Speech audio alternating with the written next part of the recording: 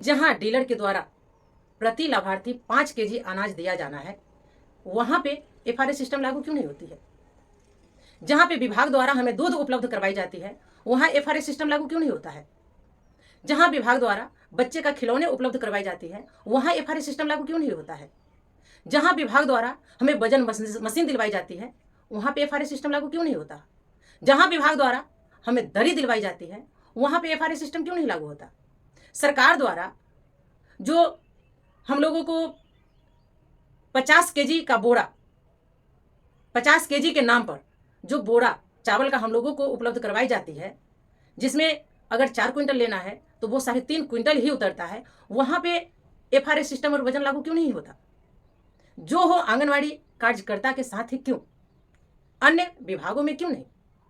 अन्य जो विभागीय पदाधिकारियों द्वारा हमें सामान उपलब्ध करवाई जाती है, पोस्टर बैनर, उसमें एफआरए सिस्टम लागू क्यों नहीं होता है? देश बदहाल है, एनडीए की सरकार है, आधी आबादी आंगनवाड़ी सेविका, सहायिका, आशा, ममता, जीविका, रसोईया परेशान है, यही तो मोदी जी की सरकार है। जी नमस्कार, मैं सविता कुमारी यादव। अब भारतवर्ष की तमाम आंगनवाड़ी सेविका, सहायिका बहनों का आपका अपना यूट्यूब चैनल सविता कुमारी यादव में हार्दिक स्वागत करती हूँ, नंदन करती हूँ, अभिनंदन करती हूँ। बहनों, हम आज बात करेंगे बिहार की आधी आबादी आंगनवाड़ी सेविका, सहायिका, आशा, ममता, रसोईया, जीविका की बदहाल स्थिति पे, इनकी दुर्दशा पे और एफआरए सिस्टम पे। जी हाँ, आपने बिल्कुल सही सुना। अभी तक तो हमारे बिहार में नारा था कि बिहार में बहार है, नीतीश सरकार है, लेकिन अब नया नारा आ गया है कि देश बदहाल है, एनडीए की सरकार है, आंगनवाड़ी सेविका, सहायिका परेशान है। यही तो हमारे देश के माननीय प्रधानमंत्री जी मोदी जी की सरकार है। इनके कार्यकाल में महंगाई बढ़ती जा रही है और आंगनवाड़ी सेविका, सहायिकाओं की मानदेय बढ़ोतरी पर इनको कुछ सूझ ही नहीं रहा। आंगनवाड़ी सेविका, सहायिकाओं के लिए कोई महंगाई नहीं बढ़ी है। इनके लिए आज वही 2015-18 वाले दिन है। इनके कार्यकाल में महंगाई चरम पे है, लेकिन आंगनवाड़ी सेविका, सहायिकाओं के लिए आज भी वही पुराना दिन है जिस समय 2010-12-15 में 7 रुपये आलू मिलता था, 69 रुपये दाल मिलता था, 80 रुपये सरसों का तेल मिलता था। अगर 100 रुपये लेकर के लोग बाजारों में निकलते थे तो एक झोला सब्जी लेकर के आ जाते थे। आज यही रेट हमारे लिए जो ये तय किए हुए हैं, आज भी वही है। हम लोगों के लिए कोई महंगाई नहीं बढ़ी है। जब 400 रुपये सिलेंडर था तब महंगाई थी, 20 रुपये दूध था तब महंगाई थी, 2 रुपये केजी आलू था तब महंगाई थी, 100 रुपये में झोला भर के सब्जी लाते थे, उस समय महंगाई थी। आज 500 रुपये लेकर के भी जाओ तो आधा झोला सब्जी नहीं लेकर के आते, तो आज महंगाई नहीं है।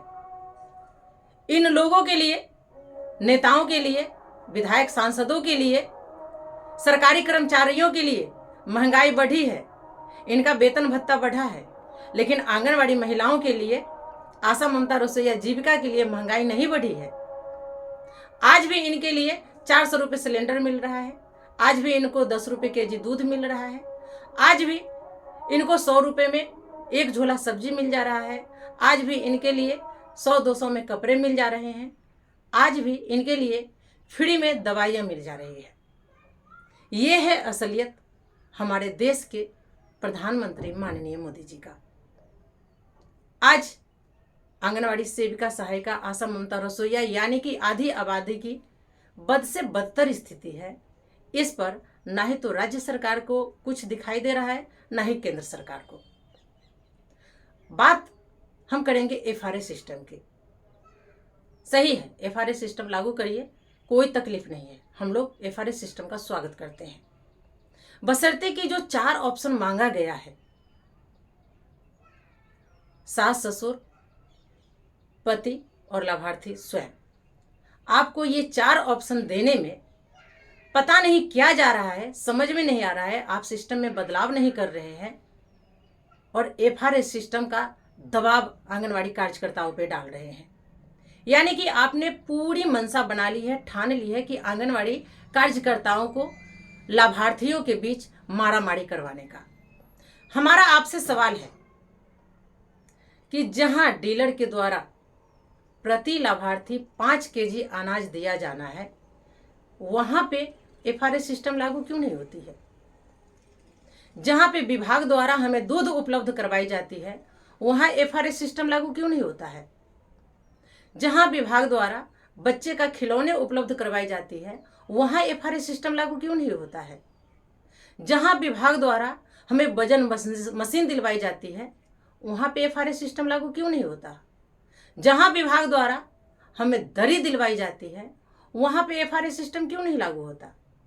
सरकार द्वारा जो हम लोगों को 50 केजी का बोरा, 50 केजी के नाम पर जो बोरा चावल का हम लोगों को उपलब्ध करवाई जाती है, जिसमें अगर 4 क्विंटल लेना है तो वो 3.5 क्विंटल ही उतरता है, वहां पे एफआरए सिस्टम और वजन लागू क्यों नहीं होता? जो हो आंगनवाड़ी कार्यकर्ता के साथ ही क्यों, अन्य विभागों में क्यों नहीं? अन्य जो विभागीय पदाधिकारियों द्वारा हमें सामान उपलब्ध करवाई जाती है, पोस्टर बैनर, उसमें एफआरए सिस्टम लागू क्यों नहीं होता है? यानी कि सबसे ज्यादा भ्रष्टाचार एक आंगनवाड़ी कार्यकर्ता के यहाँ ही होता है। यानी कि हीरा का चोर और खीरा का चोर दोनों को आपने समतुल्य कर दिया है। हीरा का चोर है, उस पर कोई नकेल नहीं कसी जा रही, लेकिन आंगनवाड़ी सेविकाओं को परेशान किया जा रहा है। जो माल्या साहब थे, वो लोग देश छोड़ करके विदेश में पैसा लेकर के भाग गए, उन पे आपका ध्यान नहीं है। आंगनवाड़ी कार्यकर्ताओं पे आपका ज्यादा ध्यान है। इसीलिए कहते हैं, सत्ता हो या तवे पर रखी हुई रोटी, उसको हमेशा पलटते रहना चाहिए। समय समय पे पलटेंगे तो रोटी भी फूलकर अच्छा निकलेगा, और सरकार को भी लगेगा कि अगर हम अच्छा कार्य नहीं करेंगे, इन लोगों की बातों को हम नहीं सुनेंगे, तो हमें भी सत्ता से बेदखल कर देंगे। लेकिन आप लोग कहीं ना कहीं जातिवाद में बट जाते हैं, और उस समय अपने सारे दुख दर्द को भूल जाते हैं, और सत्ता में फिर उन्हीं को बैठाते हैं जो आपको गिद्ध की तरह नोच कर खाते हैं। मानसिक प्रेशर में हमारी बहनें मानसिक रोगी हो गई है, वो डिप्रेशन का शिकार हो गई है। लेकिन उससे आप लोगों को क्या? आप लोगों को सरकार तो वही चाहिए जो गिद्ध की तरह आपको नोच करके खा रहा है। जिस तरह से अन्य संगठन वाले आप लोगों को यूज करते हैं, भेड़ बकरियों की तरह, रिक्शा ठेला वालों, हवाई जहाज उड़ाने वालों, जूता चप्पल सीने वालों, दुकान प्रतिष्ठानों, आशा ममता रसोईया के साथ भीड़ का हिस्सा बनाते हैं, वही है ये बीजेपी सरकार, एनडीए सरकार। हम लोगों को किसी भी कार्यक्रम में भीड़ का हिस्सा बनाने के लिए बुला लेती है, सम्मानित करने के नाम पे, लेकिन क्या सम्मान मिलता है वो आप भी जान रही है, हम भी जान रहे हैं। जितनी खर्च ये लोग बेवजह करते हैं, उतनी में हमारी आंगनवाड़ी कार्यकर्ताओं की अच्छी खासे मानदेय बढ़ोतरी हो जाएंगी। लेकिन वो तो करेंगे नहीं, क्योंकि ये लोग महिलाओं के नाम पर महिलाओं का शोषण करते हैं। झूठ मूठ का ये गाथा गाते हैं कि हम महिला सशक्तिकरण की बात करते हैं, मैं महिला उत्थान की बात करता हूँ, हम लोग बेटी बचाओ बेटी पढ़ाओ का नारा देते हैं। हर जगह लिखा रहता है महिलाओं का सहयोग करे, महिलाओं का उत्थान करे, बेटी बचाओ बेटी पढ़ाओ, लेकिन सही मायने में ये लोग महिला विरोधी सरकार है। ये कभी महिलाओं का उत्थान चाहे ही नहीं है। ये लोग बेटी बचाओ बेटी पढ़ाओ नहीं कहते हैं, ये लोग बेटी पढ़ाओ और उसका शोषण करवाते हैं। आप लोग अलर्ट हो जाइए, अपने हक अधिकार के लिए कोर्ट का शरण लीजिए। कोर्ट नहीं जाइएगा तब तक ये गूंगी बहरी निकम्मी सरकार आप लोगों को कुछ भी नहीं देने वाली है। इसके लिए आप लोगों को एकजुट होकर सरकार के खिलाफ कोर्ट में जाना पड़ेगा। उसके साथ साथ रोड से कोर्ट तक सड़क से सदन तक आपको अपनी लड़ाई जारी रखनी पड़ेगी। मन में बहुत सारी बातें आ रही हैं। इस सरकार से उम्मीद करना बेकार है। हमने कमेंट बॉक्स में आप लोगों का राय जाना, यहाँ नहीं बोल सकते हैं क्योंकि ये सरकार जो है आवाज़ उठाने वाले के खिलाफ कार्रवाई करते हैं और उनको परेशान करते हैं। ये हर जगह अपनी मनमानी करते हैं और अपनी नाकामी को हम लोगों के सर पे डाल देते हैं। उसमें से कुछ हमारी ही सेविका सहायिका बहनें होंगी, उनके अभिभावक होंगे, वो कहेंगे बहुत उड़ती थी, बहुत बोलती थी, ठीक हुआ है। वो ये नहीं कहेंगे कि मैं आपकी आवाज़ बनकर आपके दर्द को सरकार के सामने रखने का काम किया है।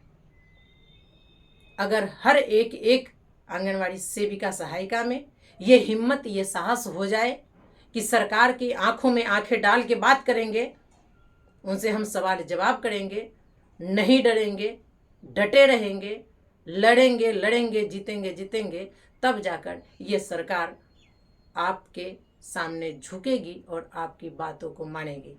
लेकिन यहाँ तो एक पे कार्रवाई होती है, बाद बाकी सब वो अपनी बहनों को ही उल्टा बोलना शुरू कर देती हैं, कमेंटबाजी करना शुरू कर देते हैं।